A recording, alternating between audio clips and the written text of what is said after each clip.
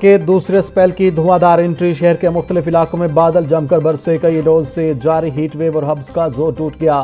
بارش کے بعد موسم خوشگوار ہونے پر شہریوں نے سکھ کا سانس لیا۔ گلشن راوی میں سب سے زیادہ 98 ملی میٹر بارش ریکارڈ کی گئی۔ نشیبی علاقوں میں پانی جمع ہونے سے شہریوں کو آمد و رفت میں مشکلات کا سامنا رہا۔ بارش سے لیسکو کا ترسیلی نظام متاثر ہونے پر کئی علاقوں میں گھنٹوں بجلی بند رہی۔ محکمہ موسمیات کے مطابق بارش کا موجودہ سپیل 24 جولائی تک جاری رہنے کی توقع ہے۔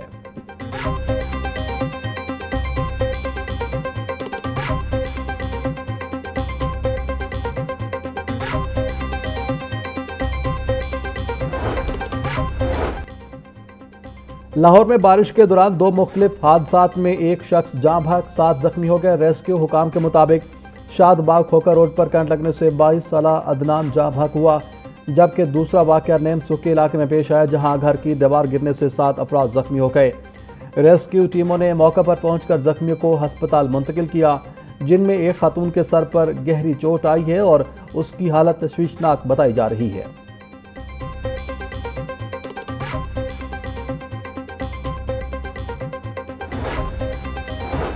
رنگ روڈ کے قریب تیز رفتار ٹرک فٹ پاتھ سے ٹکرا کر الٹ گیا۔ حادثے میں 2 افراد جاں بحق اور 2 زخمی ہو گئے۔ جاں بحق افراد میں 40 سالہ رفیق اور 30 سالہ اعجاز شامل۔ زخمیوں کی شناخت 18 سالہ وسیم اور 19 سالہ سالک حمزہ کے نام سے ہوئی ہے۔ جاں بحق دونوں افراد کی لاشوں کو مردہ خانے منتقل کر دیا گیا۔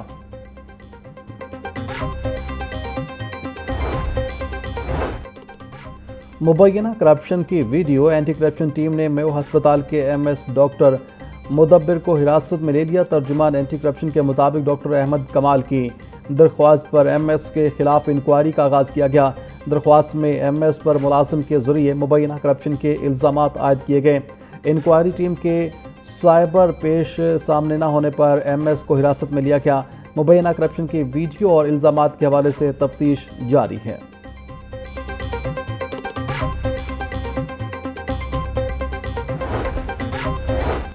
میو ہسپتال کے ایم ایس کے ڈرائیور کی مبینہ ویڈیو سامنے آ گئی۔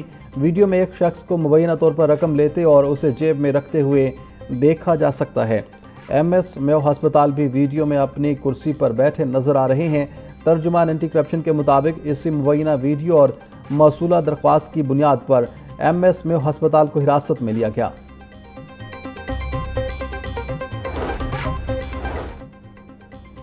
دریائے چناب میں ہیڈ مرالہ، خانکی اور قادر آباد پر درمیانے سے اونچے درجے کے سیلاب کا امکان۔ اگلے 24 گھنٹوں کے دوران میں دریائے جہلم میں منگلہ پر نچلے سے درمیانے درجے کے سیلاب کا امکان۔ دریائے سندھ میں تربیلا، کالا باغ اور چشمہ براج پر نچلے درجے کے سیلاب کا امکان۔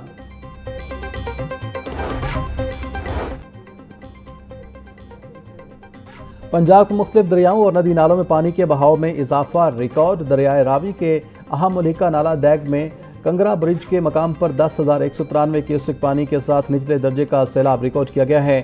دریائے چناب میں ہیڈ مرالہ کے مقام پر پانی کے بہاؤ میں اضافے کے باعث معمول کے بہاؤ سے نچلے درجے کا سیلاب، جہاں پانی کی آمد 1,10,355 جبکہ اخراج 88,082 کیوسک ریکارڈ کیا گیا۔ دوسری جانب دریائے جہلم میں منگلہ کے مقام پر پانی کی آمد 1,33,000 کیوسک تک پہنچنے سے درمیانے درجے کا سیلاب ہے، جبکہ اخراج معمول کے مطابق جاری ہے۔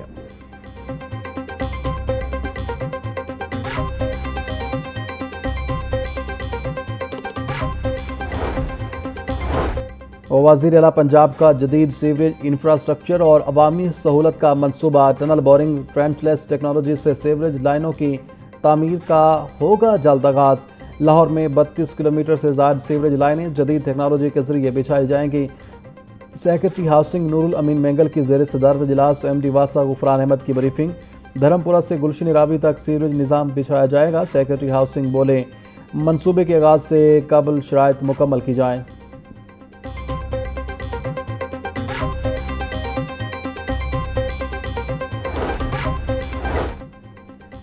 ایک اور زیر زمین پارکنگ پلازا بنانے کا منصوبہ، متعلقہ فورمز کی منظوری کا منتظر۔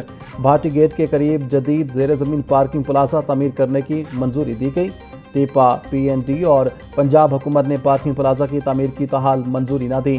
پنجاب حکومت کے بجٹ 2026 اور 27 میں زیر زمین پارکنگ پلازا کے لیے مکمل فنڈز مختص نہ ہوئے۔ پارکنگ پلازا کی تعمیر کے لیے اراضی ایکوائر کرنا منصوبے کی راہ میں رکاوٹ، منصوبے کے لیے فرنٹ پر قائم دکانیں مسمار کرنا ناگزیر۔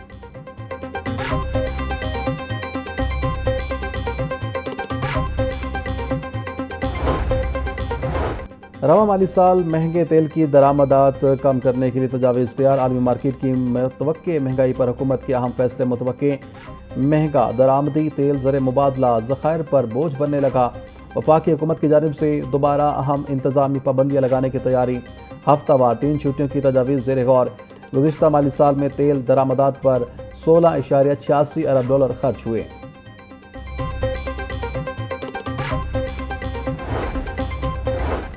پنجاب اسمبلی میں استحقاق اور جوڈیشل کمیٹی سے متعلق معاملات پر بحث، اسپیکر ملک احمد خان کا تحریک پر غور اور حکومت کا موقف لینے کا اعلان، کہا متعلقہ تحریک پہلے بھی موصول ہو چکی تھی، مصروفیات کے باعث جائزہ نہ لے سکیں، ڈی پی او قصور کا معاملہ ان سے منسلک ہونے کے باعث انہوں نے خود کو اس کارروائی سے الگ رکھا۔ جوڈیشل کمیٹی کا مقصد ارکان اسمبلی کے استحقاق سے متعلق معاملات کا جائزہ لینا ہے، اسے کسی قسم کے عدالتی اختیارات حاصل نہیں۔ اپوزیشن رکن رانا آفتاب نے کہا کہ پنجاب کے افسران اس معاملے کو اپنے ساتھ زیادتی سمجھتے ہیں اور اگر ان کے ساتھ زیادتی ہوگی تو وہ مؤثر انداز میں کام نہیں کر سکیں گے۔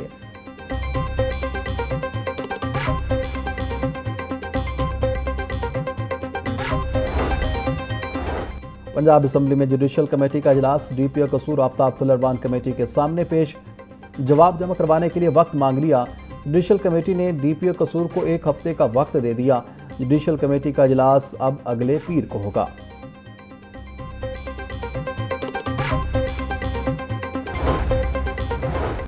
پنجاب اسمبلی میں دوہری شہریت کے حامل سرکاری ملازمین سے متعلق قرارداد جمع، دوہری شہریت رکھنے والے افراد پر سرکاری ملازمت حاصل کرنے کی پابندی عائد کرنے کا مطالبہ، قرارداد نون لیگ رکن امجد علی جاوید نے جمع کروائی۔ تحقیقاتی رپورٹ کے مطابق تقریباً 24,000 حاضر سروس سرکاری ملازمین دوہری شہریت رکھتے ہیں۔ سرکاری افسران ہر قسم کی فیصلہ سازی میں کردار ادا کرتے ہیں۔ قرارداد میں دوہری شہریت رکھنے والے افراد پر ملازمت حاصل کرنے کی پابندی عائد کرنے کا مطالبہ۔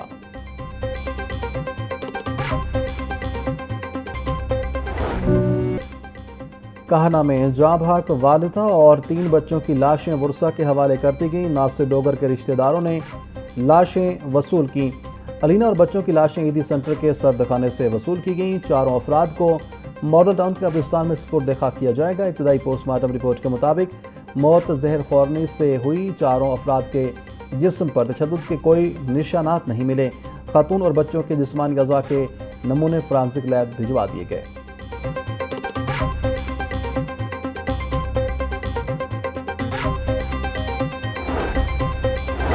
وزیر صحت خواجہ سلیمان رفیق نے کنگ ایڈورڈ میڈیکل یونیورسٹی میں جدید PSLE تھریول کا افتتاح کیا۔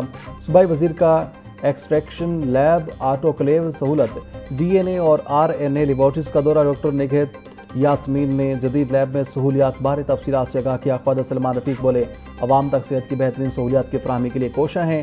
ٹیچنگ ہسپتالوں میں مریضوں کو بہترین طبی سہولیات کی فراہمی اولین ترجیح ہے۔